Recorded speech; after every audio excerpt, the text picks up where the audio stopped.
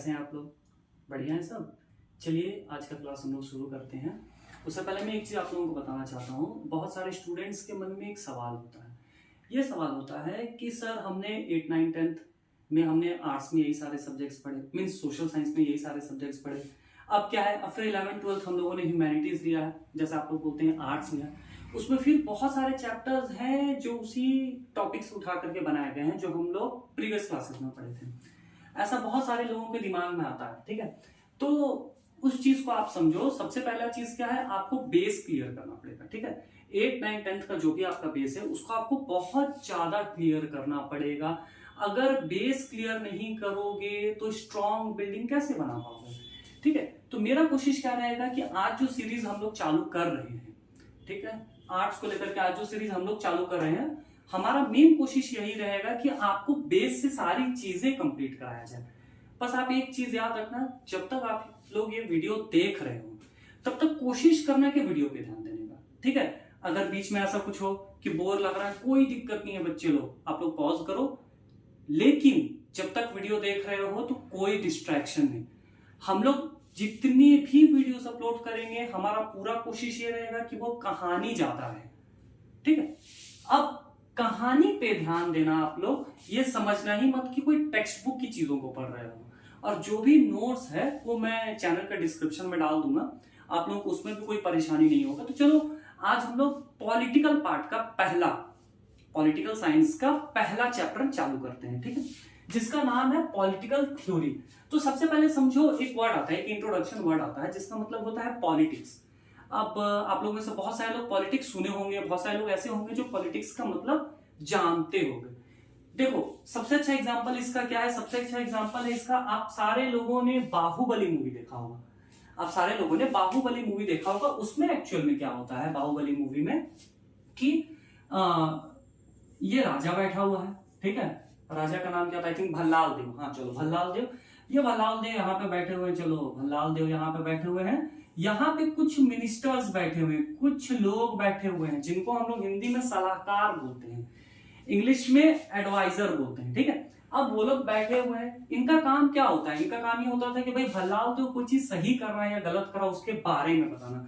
आप लोग गौर करना, मूवी में ये चीज दिखाया गया है, वो भल्लाल देव के साथ दिखाया गया हो या शिवगामी देवी के साथ दिखाया गया हो। सोचो होगे बाहुबली बहुत ज्यादा अच्छा है, लेकिन देखो आप लोग कनेक्ट कर पाओगे, पॉलिटिक्स का डेफिनेशन आप लोग यहाँ मूवी से समझ जाओगे। तो यहाँ पे भल्लाल देव का ये सीट है, यहाँ पे कुछ लोग बैठे हुए हैं जिनको आज के समय में हम लोग मिनिस्टर्स बोलते हैं। आज के समय में हम लोग क्या बोलते हैं बच्चे लोग, मिनिस्टर्स बोलते हैं। अब ये मिनिस्टर्स बैठे हैं, यहाँ पे भी मिनिस्टर्स बैठे हैं, इन्हीं का ग्रुप तो आज के समय में काउंसिल ऑफ मिनिस्टर्स कहलाता है। और इनका काम क्या होता है, इनका काम होता है कि जो भी राजा है, जो भी हेड ऑफ स्टेट है, आज के समय में हम लोग राजा टर्म यूज नहीं करेंगे, जो भी हेड ऑफ स्टेट है उसको क्या करें, उसको सजेशन दे कि क्या क्या चीजें करना सही होता है। अब आप लोग सोचो कि सर ये बाहुबली का एग्जांपल क्यों दिए, समझो इस चीज को। बाहुबली जो स्टोरी दिखाया गया है वो कहीं ना कहीं आज से 5,000 या 10,000 साल पुरानी स्टोरी दिखाया गया है भाई। एक पीरियोडिक स्टोरी दिखाया गया है, प्रीवियस एरा का स्टोरी दिखाया गया है। मेरा पॉइंट बस इतना सा है कि आप कहीं भी देख लो, आज से 500 साल पहले, 1,000 साल, 10,000 साल पहले आप देखो, अगर राजा था तो उसके कुछ मिनिस्टर्स थे, उसके कुछ सलाहकार थे। बहुत ज्यादा फेमस है, हम इंडियंस बहुत ज्यादा नाम सुनते हैं, एक का जिनका नाम है कौटिल्य। आप लोग सारे लोग सुने होंगे कौटिल्य, ठीक है। अब देखो कौटिल्य के बारे में आप लोग सारे लोग सुने होंगे। कौटिल्य कौन थे, कौटिल्य सलाहकार ही तो थे, वो एडवाइस ही तो देने का काम किया करते थे राजा का। तो आज के समय में इसका टर्म्स चेंज हो गया। आज के समय में हम लोग क्या है, हम लोग इसी टर्म को पॉलिटिक्स बोलते हैं। इसी टर्म को आज के समय में हम लोग क्या बोलते हैं, पॉलिटिक्स बोलते हैं, ठीक है। और पॉलिटिक्स में पॉलिटिशियंस होते हैं। कौन होते हैं, पॉलिटिशियंस होते हैं, जो इलेक्शन जीतने के बाद मिनिस्टर्स बनते हैं। और मिनिस्टर्स बनने के बाद वो क्या करते हैं, अपने राजा को यानी हेड ऑफ स्टेट जो है उनको क्या करते हैं, सलाह देते हैं। तो बेसिक मेरे को लगता है डेफिनेशन आप लोगों को पॉलिटिक्स का समझ में आ गया होगा। जो कुछ चीजें यहाँ पे बोर्ड में लिखा है, ठीक है, ये एक बार मैं कोशिश करूंगा कि आप लोग अच्छे से देख लें, ठीक है। उसके बाद हम लोग आगे चालू करते हैं। तो चलिए देखिए, मैंने यहाँ पे कुछ चीजें लिखा है, लेकिन इससे पहले मैं चाहूंगा कि आप लोगों को पॉलिटिक्स का डेफिनेशन क्लियर हो जाए। पॉलिटिक्स क्या होता है, पॉलिटिक्स एक ग्रुप है, समझो आप, एक ग्रुप है लोगों का, ठीक है, जो मदद करता है सरकार चलाने में, जो मदद करता है क्या करने में, गवर्नमेंट को चलाने में। तो अगर कोई पूछेगा कि पॉलिटिक्स का एंड रिजल्ट क्या है, तो पॉलिटिक्स का एंड रिजल्ट क्या है बच्चे लोग, पॉलिटिक्स का एंड रिजल्ट ही तो गवर्नमेंट कहलाता है। पॉलिटिक्स का एंड रिजल्ट क्या कहलाता है, गवर्नमेंट कहलाता है। और आज आप ले लो, आज से मैंने जैसे आपको बताया, आज से हजारों साल पहले भी पॉलिटिक्स हुआ करता था। बहुत सारे लोग ऐसे होते हैं आज के समय में जो बोलते हैं यार आज का पॉलिटिक्स ऐसा है वैसा है, लेकिन समझो पॉलिटिक्स बेस है। पॉलिटिक्स क्या है, बेस है किसी भी गवर्नमेंट का। मैं अब ये बात ही नहीं कर रहा कि फॉर्म ऑफ गवर्नमेंट क्या है, भाई किसी देश को डेमोक्रेसी पसंद है तो किसी देश को ऑटोक्रेसी पसंद है, या कहीं मोनार्क है। अभी के समय में ऐसे मैक्सिमम डेमोक्रेसी चल रहा है, लेकिन मैं फॉर्म ऑफ गवर्नमेंट का बात नहीं कर रहा। मैं यहाँ पे बात कर रहा कि किसी भी टाइप का गवर्नमेंट है, उसमें हेड ऑफ स्टेट को या नॉर्मल लैंग्वेज में बोले तो राजा को कुछ लोगों का जरूरत पड़ता है, जिनको हम लोग नॉर्मल टर्म में क्या बोलते हैं, मिनिस्टर्स बोलते हैं। तो देखो जैसे मैंने पहला टॉपिक लिखा है, ये चैप्टर 4 पार्ट में रहेगा, ठीक है। पहला जो पार्ट है इसका वो है पॉलिटिक्स। तो सबसे पहले पॉलिटिक्स का डेफिनेशन आप लोगों को समझ में आया। अब ये एरिस्टोटल ले लो, एरिस्टोटल बहुत पहले ही उनका ये चीज कहना था कि भाई ह्यूमन एग्जिस्टेंस जब से आया तब से लोग सलाहकार रखते थे, तब से लोग क्या करते थे, सलाहकार रखते थे। हमारे यहाँ महात्मा गांधी का भी यही चीज कहना था, क्या कि कुछ लोग ऐसे होते हैं जिन लोगों को सरकार में रहना चाहिए, कुछ लोग ऐसे होते हैं जो एडवाइस देने के लिए होते हैं। तो बहुत सारे लोग हैं, जो आपका एनसीईआरटी बुक आप खोल के देखोगे तो उसपे भी बहुत सारे लोगों का नाम दिया गया है। तो हम लोग आगे बढ़ते हैं। सबसे पहले देखो पॉलिटिक्स में ये 4 पॉइंट्स मैंने लिखा है। पॉलिटिक्स में मैंने क्या किया है, ये 4 पॉइंट्स लिखा है। पहला चीज पॉलिटिक्स के बारे में मैंने क्या लिखा है कि पॉलिटिक्स बहुत इंपॉर्टेंट होता है। क्यों, मैंने आपको बताया कोई भी फॉर्म ऑफ गवर्नमेंट हो पॉलिटिक्स का जरूरत पड़ता है। क्या बताया मैंने आपको, कोई भी फॉर्म ऑफ गवर्नमेंट हो पॉलिटिक्स का जरूरत पड़ता है। ये एक इंपॉर्टेंट पार्ट है, ये क्या है, एक इंपॉर्टेंट पार्ट है, साथ ही साथ इंटीग्रल पार्ट भी है। तो सबसे पहला चीज मैंने क्या बताया, politics is an important and integral part, ठीक है। अब ये चीज आपको समझ में आया, पहला चीज।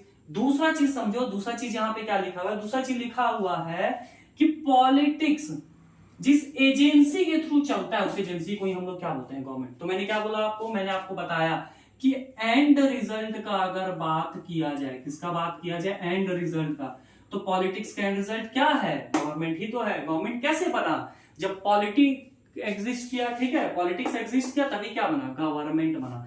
तो याद रखना कोई भी गवर्नमेंट पॉलिटिक्स के बिना क्या होता है, इनकम्प्लीट होता है, ठीक है।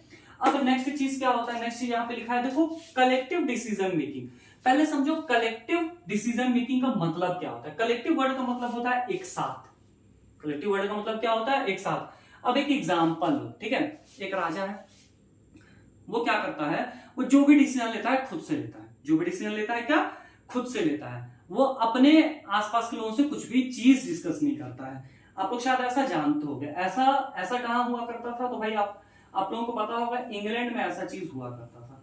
अब इसका एंड रिजल्ट क्या हुआ, इसका एंड रिजल्ट हुआ, ये बहुत इंपॉर्टेंट चीज है बच्चे लोग सुनना, ये बैक स्टोरी है लेकिन बहुत ज्यादा काम का चीज है। क्यों काम का चीज है, एक समय ऐसा था कि किंग का कॉन्सेप्ट चलता था, ठीक है, ब्रिटेन, आप लोग बोलते हो ना ब्रिटेन में किंग का कॉन्सेप्ट चलता था, उसके बंद होने का रीजन मैं आज आपको बता रहा हूं। राजा क्या था, जो भी राजा आया वहां मैक्सिमम वो लोग अपना ही सब कुछ कराना चाहते थे, किसी से भी डिस्कस नहीं करते थे। उस चक्कर में क्या हुआ भाई, वहां पे पार्लियामेंट हुआ करता था, वहां पे क्या हुआ करता था बच्चे लोग, पार्लियामेंट हुआ करता था। पार्लियामेंट बोलता था यार कि तुम राजा हो, कुछ डिस्कस करो मेरे से, लेकिन राजा साहब तो भाई कुछ डिस्कस नहीं करना चाहते थे। लास्ट में क्या हुआ, लास्ट में किसी तरीके से पार्लियामेंट क्या किया, ओवरथ्रो कर दिया, किसको, राजा को, और एक नियम बनाया कि कुछ भी हो आज से ब्रिटेन में राजा नहीं रहेगा, किंग का कॉन्सेप्ट ही हटा दिया गया। इसलिए आप लोगों को मालूम होगा कि ब्रिटेन में किसका कॉन्सेप्ट है, क्वीन का कॉन्सेप्ट है। जैसे आप लोग अभी कुछ दिन पहले सुने होंगे कि ब्रिटेन की क्वीन सेकंड जो एलिजाबेथ थी, उनका क्या हो गया है, निधन हो गया है, ठीक है। तो किंग का कॉन्सेप्ट ही हटा दिया गया। क्वीन का जो हस्बैंड होगा उसको हम लोग क्या बोलेंगे, उसको हम लोग प्रिंस बोलेंगे, लेकिन किंग नहीं बोलेंगे।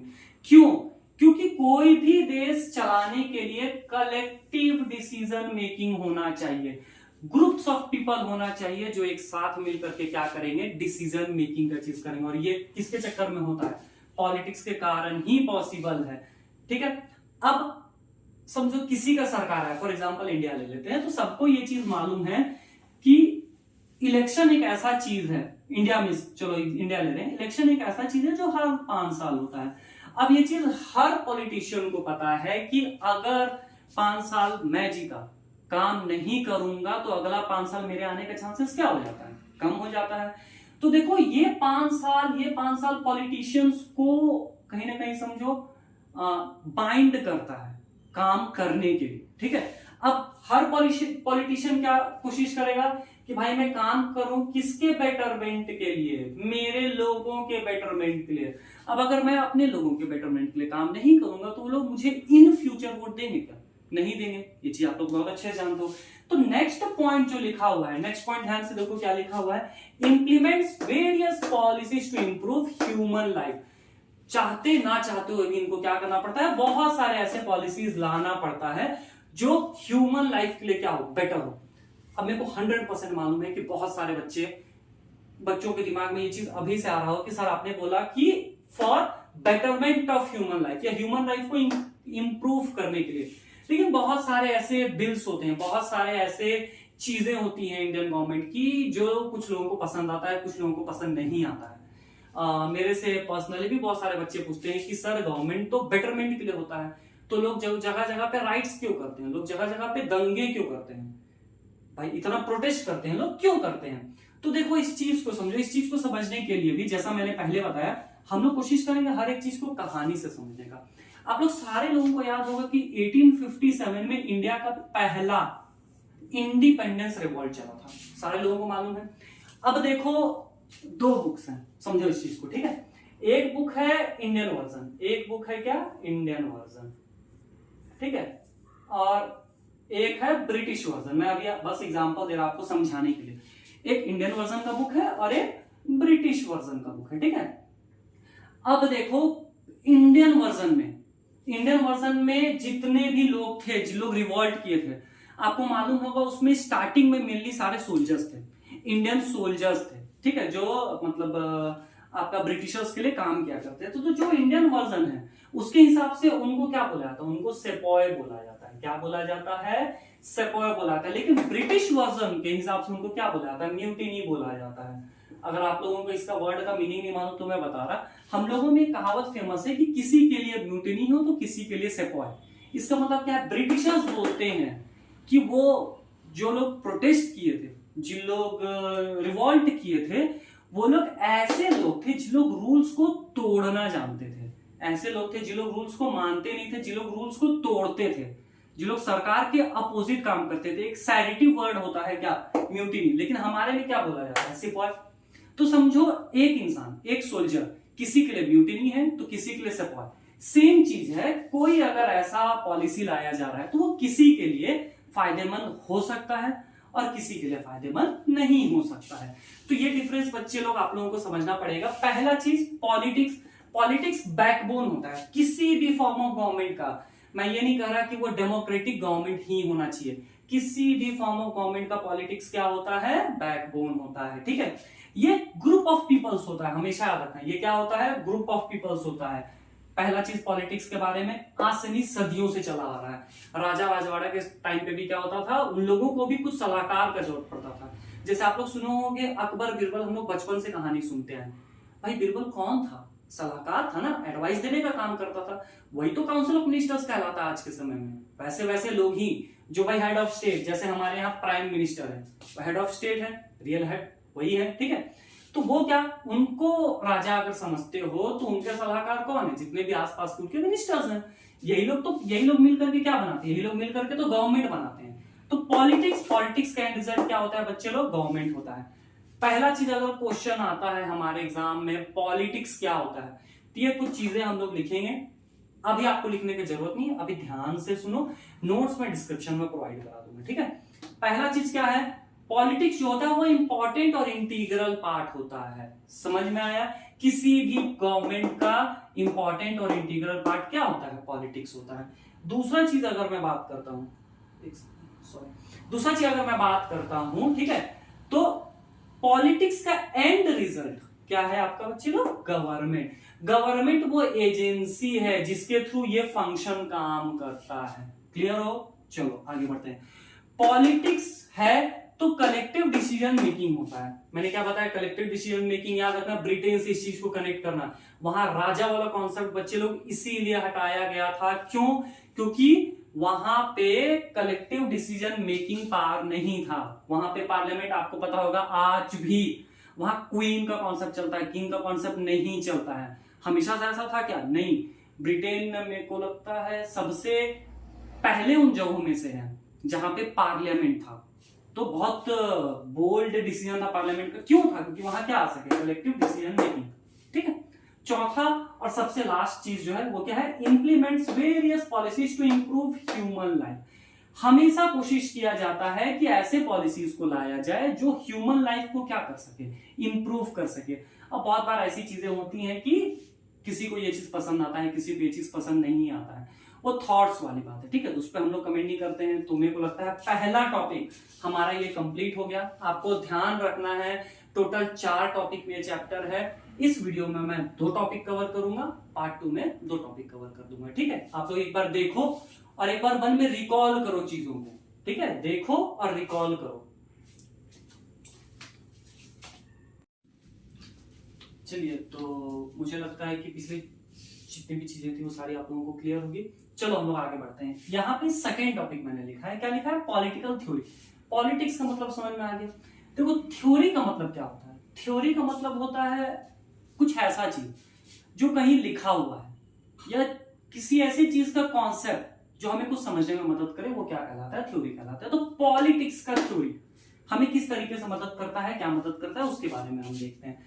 सबसे पहले चीजें समझो, अगर पॉलिटिकल थ्योरी नहीं होगा, अगर पॉलिटिकल थ्योरी नहीं होगा तो आपको कुछ चीजों के बारे में ढंग से समझ में नहीं आ पाएगा। सबसे पहले किस चीज के बारे में? कॉन्स्टिट्यूशन। सर कॉन्स्टिट्यूशन क्या होता है? कॉन्स्टिट्यूशन कुछ सेट ऑफ रूल्स होते हैं। कॉन्स्टिट्यूशन क्या होते हैं? कुछ सेट ऑफ रूल्स होते हैं जिसमें एक गवर्नमेंट कैसे काम करेगा, गवर्नमेंट का क्या क्या जिम्मेदारी होता है, किसकी तरफ, हम रहने वाले लोगों की तरफ। ठीक है, प्लस वहां पे जितने लोग भी रह रहे हैं, ठीक है, उनका भी कुछ ना कुछ कर्तव्य, उनका भी कुछ ना कुछ क्या होता है? कर्तव्य होता है कंट्री के तरफ। तो यहाँ पे दोनों कॉन्स्टिट्यूशन में दोनों चीजों के बारे में बात किया गया है। पहले क्या चीज के बारे में बात किया गया है कि भाई हमारा गवर्नमेंट हमारे लिए क्या करेगा, पहले इस चीज के बारे में बात किया गया है।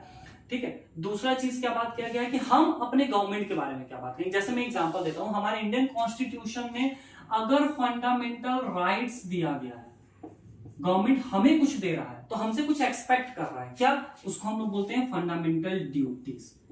तो अगर आपको फंडामेंटल राइट्स चाहिए तो उसके साथ साथ क्या, कुछ ड्यूटीज भी आपको करना पड़ेगा। तो ये समझो, ये 2 वे वो क्या बोल सकते हो, इंटरैक्ट करने का चीज। कहां से पता चला? कॉन्स्टिट्यूशन। कैसे पता चला? पॉलिटिकल थ्योरी से। ठीक है, दूसरा चीज गवर्नमेंट के बारे में, जैसे मैंने आपको बताया था बहुत सारे फॉर्म्स होते हैं गवर्नमेंट के, उसके बारे में भी अच्छी तरीके से कहां से पता चल पाता है? पॉलिटिकल थ्योरी से। पॉलिटिकल पार्टीज, ठीक है, या सोशल लाइफ का, सोशल लाइफ के क्या क्या वेरियस एक्सपेक्ट होते हैं, इसके बारे में भी हमें कौन बताता है? पॉलिटिकल थ्योरी बताता है। चलो, पहला चीज क्या है? Deals with the idea to shape. पहला चीज क्या? Constitution, second government, third political parties and various aspect of the social life. ये सारी चीजें आपको नोट्स में मिल जाएगा। चलो, दूसरा चीज देखते हैं फिर से, क्या? Shapes and clarifies meaning of freedom. पहला चीज ध्यान दो, सबसे इंपॉर्टेंट चीज क्या है? फ्रीडम। आज तक दुनिया में जितने जगहों पे भी रिवॉल्ट हुआ, जितने जगहों पे भी राइट्स हुए हैं, ठीक है, सबका सबसे इंपॉर्टेंट चीज क्या है? सबसे इंपॉर्टेंट सारे लोगों का डिमांड क्या है? इक्वालिटी का। किस चीज का? इक्वालिटी का। कहीं पे भी आप उठा करके देख लो, यूएस तक में, अमेरिका तक में अगर रिवॉल्ट हुआ है तो उसका सबसे प्राइम रीजन क्या है बच्चे लोग? उसका सबसे प्राइम रीजन है इक्वालिटी। और इक्वालिटी आएगा तभी तो आपको फ्रीडम मिलेगा। इक्वालिटी आएगा तो अभी तो आपको क्या मिलेगा? फ्रीडम। तो कहीं ना कहीं इक्वालिटी डायरेक्ट कनेक्टेड है। किससे कनेक्टेड है? फ्रीडम से। तो समझो, फ्रीडम बहुत इंपॉर्टेंट चीज है। सबसे इंपॉर्टेंट चीज अगर किसी इंसान के लिए है तो फ्रीडम। ठीक है, इंडिया में रहने वाला हर एक इंसान गर्व के साथ, प्राउड के साथ बोल सकता है कि मैं फ्रीडमली इंडिया में रहता हूं या घूमता हूं। आप मैक्सिमम जगहों पे जा सकते हो, कुछ ऐसे जगह है जहां पे रिस्ट्रिक्शंस हैं। क्यों? क्योंकि वहां पे नॉर्मल लोगों का जाना अलाउड नहीं है। दूसरा चीज क्या है? जस्टिस। अब समझो, इक्वल बिफोर लॉ। ये जो सेंटेंस है लोगों को समझ में नहीं आता है, ये बहुत बड़ा टर्म है। ये बहुत बड़ा क्या है, टर्म है। ये बताता है कि हमारा जुडिशियल सिस्टम है कैसा, हमारा जुडिशियल सिस्टम है कैसा। वो किसी को भी क्या नहीं करेगा, जज नहीं करेगा। ठीक है, किस बेसिस पे, आप वो लोग जानते हो, आप लोग वो चीज जानते हो। जैसे एक एग्जांपल, बहुत सारे बच्चे इस पे कमेंट करेंगे मुझे मालूम है। जैसे एक एग्जांपल, अगर एक पॉलिटिशियन के ऊपर केस चल रहा है और एक नॉर्मल यहाँ का सिटीजन के ऊपर केस चल रहा है, दोनों को एक तरीके से ट्रीट किया जाएगा। ये बताता है क्या, हमारा जस्टिस सिस्टम। ठीक है, इसका एक और मैं बहुत अच्छा एग्जांपल दे सकता हूँ। आप लोग सारे लोगों ने देखा होगा कि कोर्ट रूम ड्रामा वगैरह टीवी में देखा होगा कि वहां पे एक लेडी खड़ी है, स्टैच्यू, उसके हाथ पे क्या है, उसके हाथ में तराजू जैसा कोई चीज है, दोनों तरफ वो बैलेंस्ड है, उसके हाथ में पट्टी लगा है। ये क्या बताता है, ये बताता है कि भाई सारे लोग लॉ के सामने क्या है, इक्वल है। ठीक है, लॉ किसी को भी क्या नहीं करेगा, किसी को भी मिसजज नहीं करेगा। जो एविडेंस प्रोवाइड किया जाएगा लॉ को, लॉ क्या करेगा या जुडिशियल क्या करेगा, उसी चीज को वैलिड मानेगा, इसलिए उसको अंधा दिखाया गया है। ठीक है, हिंदी में बोला भी जाता है कानून अंधा होता है, यही रीजन है। नेक्स्ट चीज क्या है, नेक्स्ट लिखा हुआ है डेमोक्रेसी। अब डेमोक्रेसी, बहुत सारे लोग डिबेट या डिस्कशन वाला ये टॉपिक है कि डेमोक्रेसी बेस्ट फॉर्म है या नहीं, लेकिन एक फॉर्म है गवर्नमेंट का। मैं आप लोगों को आगे वीडियो में बता दूंगा क्या क्या फॉर्म होता है गवर्नमेंट का।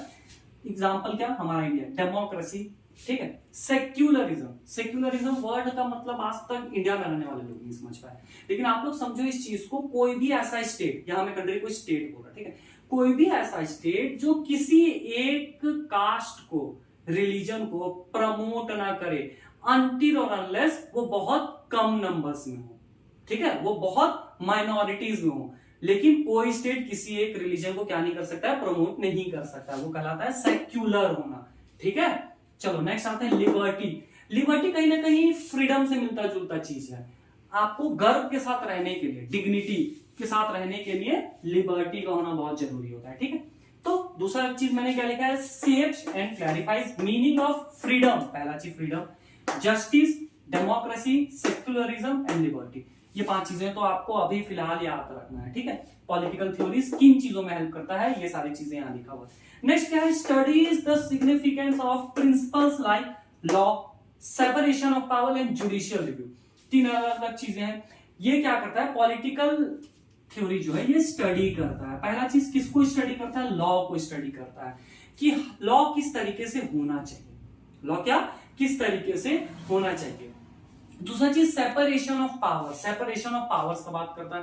अब सर सेपरेशन ऑफ पावर्स का मतलब क्या होता है, इंडिया में जैसे आप हमेशा याद रखना, इंडिया में अगर पूछा जाए सेपरेशन ऑफ पावर है, सर बिल्कुल है। उसको हम लोग क्या बोलते हैं, डिसेंट्रलाइजेशन। क्या बोलते हैं बच्चे लोग, डिसेंट्रलाइजेशन। इस वर्ड का मतलब क्या होता है, सेपरेशन ऑफ पावर, पावर्स को बांटना। जैसे एक एग्जांपल मैं देता हूं, आपको मालूम होगा सबसे ऊपर है सेंट्रल गवर्नमेंट, है स्टेट गवर्नमेंट, है इसके नीचे भी क्या है, पंचायत है। तो देखो पावर्स क्या हो रहे हैं, बढ़ रहे हैं, सेंट्रल के कुछ पावर स्टेट का कुछ पावर पंचायत में, ऐसा हो रहा है ना, यही कहलाता है डिसेंट्रलाइजेशन या सेपरेशन ऑफ पावर। क्लियर हो। नेक्स्ट है जुडिशियल रिव्यू। अब देखो जुडिशियल रिव्यू बहुत हद तक जस्टिस से मिलता जुलता चीज है। जुडिशियल रिव्यू बहुत हद तक क्या है, जस्टिस से मिलता जुलता चीज है। तो ये आपको बहुत ज्यादा डिस्कस करने की जरूरत नहीं है, लेकिन इतनी चीजें तो आपको समझना है।